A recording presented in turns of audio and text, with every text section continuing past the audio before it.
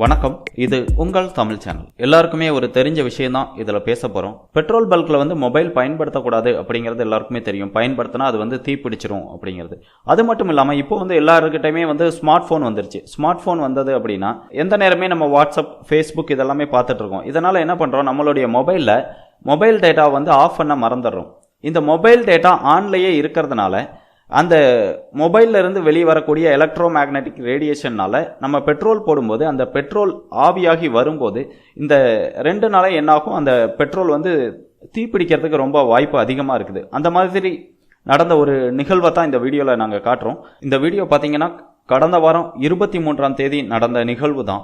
இதில் பார்த்தீங்கன்னா அந்த மொபைல் டேட்டா அந்த ஃபோனில் ஆனில் இருந்ததுனால அந்த பெட்ரோல் போடும்போது அது என்ன பண்ணிடுது, தீப்பிடிச்சிருது. இது போன்ற நிகழ்வுகளை நம்ம தடுக்கணும் அப்படின்னா நம்மளுடைய மொபைலை பயன்படுத்தாமல் இருக்கிறது மட்டும் இல்லாமல் நம்மளுடைய மொபைல் ஃபோனில் மொபைல் டேட்டாவையும் மறக்காமல் ஆஃப் பண்ணி வைக்கணும். அப்படி வைக்கல அப்படின்னா நீங்கள் பெட்ரோல் போட போகும்போதும் இது மாதிரி தீப்பற்ற வாய்ப்புகள் ரொம்ப அதிகமாக இருக்குது. முடிஞ்ச வரைக்கும் இந்த வீடியோவை அதிக பேரிடத்துல பகிருங்க.